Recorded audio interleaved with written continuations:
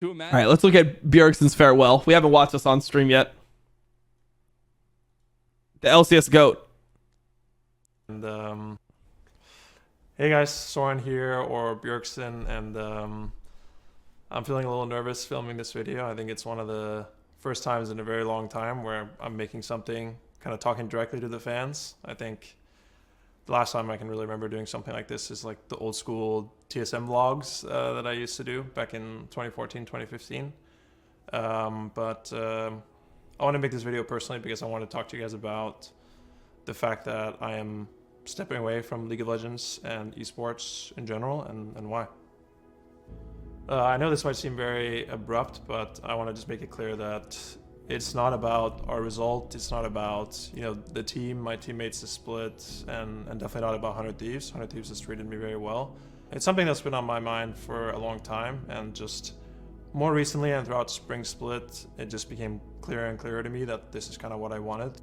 There is no like one reason for this decision.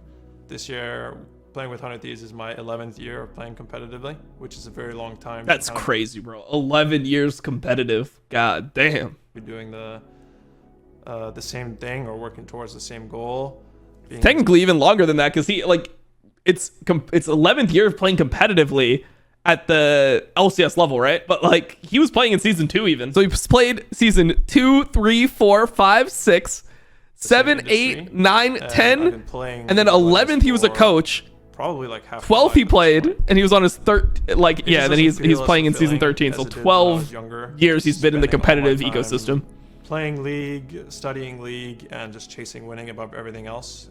The way I see it is either you really enjoy the day-to-day of practicing, preparing, and competing every single week, or you are really like sacrificing your love for the game and enjoyment of competition for the long term of trying to work your ass off to win a championship or win an international tournament. And I think just neither of those really are resonating with me anymore. And the last time I won a championship was 2020 summer, and it seems like everything is going to be great if you win a championship or you accomplish this thing that you want to accomplish, but I think the joy of that achievement is just fleeting for me.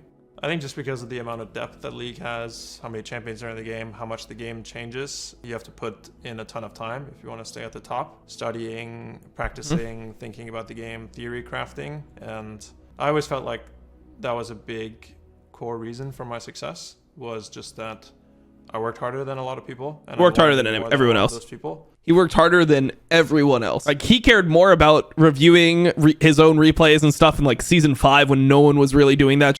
Recording his games, reviewing his own replays, using Locodoco to talk to his Korean connections, mid laners like across, seas to get information on matchups. He would use his analysts to get VODs of other players playing certain matchups, and he would go and review them himself. He would have a spreadsheet and everything. He tried harder than anyone else. And I was willing to sacrifice, time with friends, family, personal interests, hobbies, personal curiosities, really just anything. For a long time, I've kind of felt and even told the people around me that if I didn't feel like I could give my absolute all towards winning and towards being the best, and felt like I could be one of the best players in the world, then it would be time to stop. And it feels like that time is now.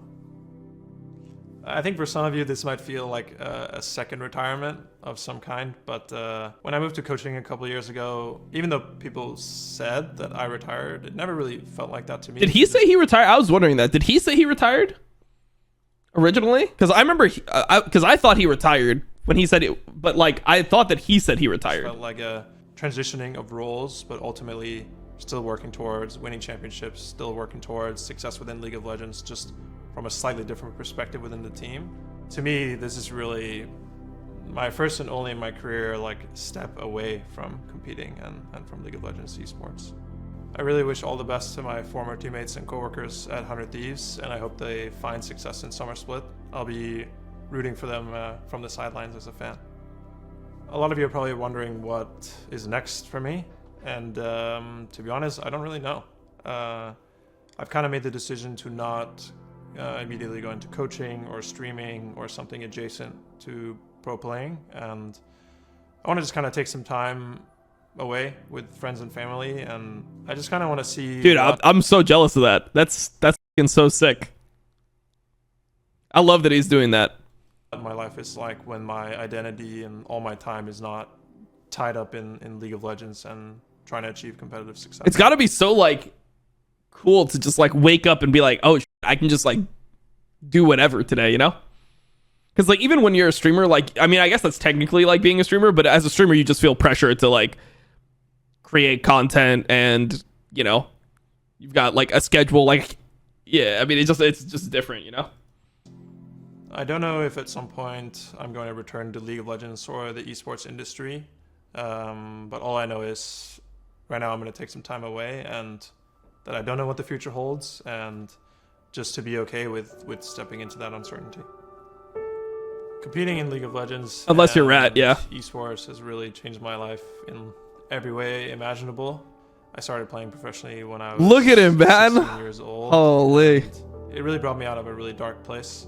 Initially, League was just an escape for me, an escape from school and being bullied and all my struggles in life. And I never really felt competent at anything. Even when I was playing professional in my earlier years, I felt like League is the only thing that I'm competent at or even know how to do.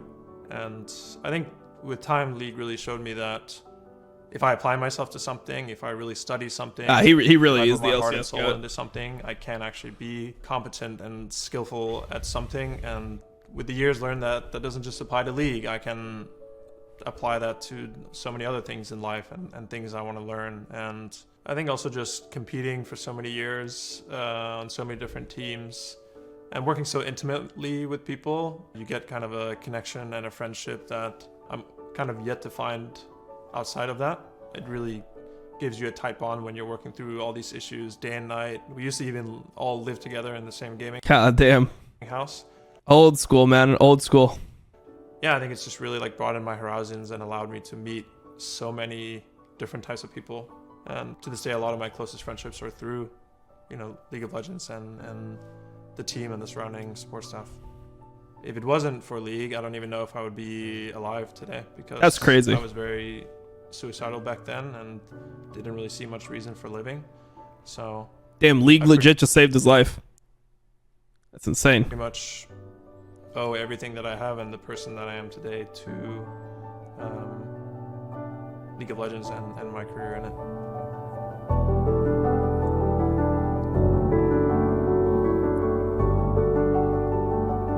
Damn, bro. What an insane journey he had. My fucking goat. I love seeing it, dude. Through all the years, he just stayed down to the ground. I mean, he tried his absolute hardest.